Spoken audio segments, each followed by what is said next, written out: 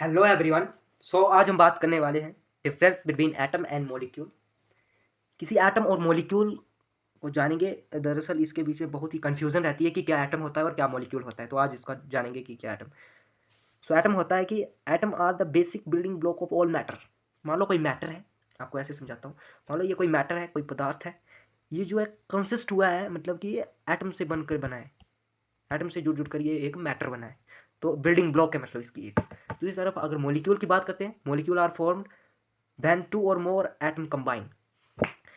मान लो इसके अंदर एक एटम ये है, एक एटम ये है, मतलब ऐसे ही एंज्यूम करो।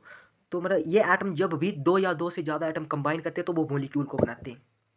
ठीक है, नेक्स्ट स्टेप है हमारा कि atom consist nucleus containing proton and neutron and electron orbiting the nucleus. समझे, क्या समझे इससे?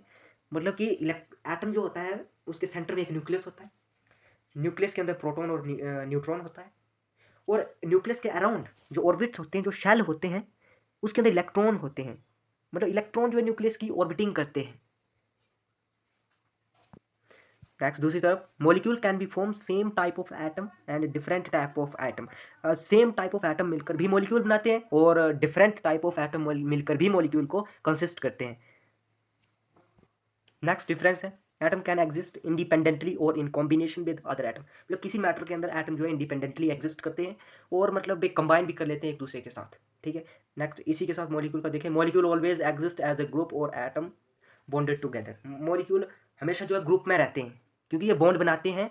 एटम एटम जब बॉन्ड बनाते हैं तो मॉलिक्यूल बनता है, तो ये हमेशा ग्रुप के अंदर एग्जिस्ट करते हैं। नेक्स्ट है हमारा atom are generally high reactive. ज़्यादा रिएक्टिव होते हैं ये। अगर मॉलिक्यूल की बात करें तो ये लेस रिएक्टिव देन एटम्स होते हैं। एक एग्जाम्पल की बात कर लेते हैं। एग्जाम्पल है जैसे हाइड्रोजन, कार्बन, ऑक्सीजन एटसेट्रा। ये सब एग्जाम्पल जो है किसी एटम के है। न्यूक्लियस होगा, प्रोटॉन, न्यूट्रॉन, इलेक्ट्रॉन ऑर्बिटिंग करेंगे। और एग्जाम्पल अगर मॉलिक्यूल का देखें तो ये सेम मॉलिक्यूल के एग्जाम्पल है, जैसे ऑक्सीजन।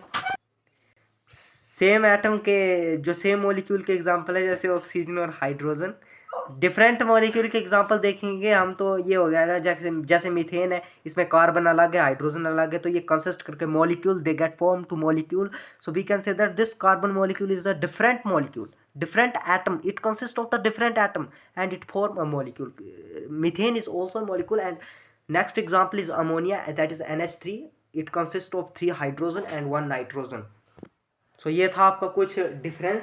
आई थिंक मेरे को भी लगता है कि आपको ये जो है वो इस छोटा सा डिफरेंस जो है एटम और मॉलिक्यूल के बीच में आप समझ पाए इसको।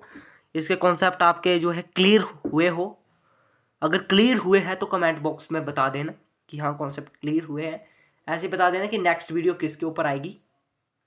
मिलते हैं नेक्स्ट वीडियो के अंदर। थैंक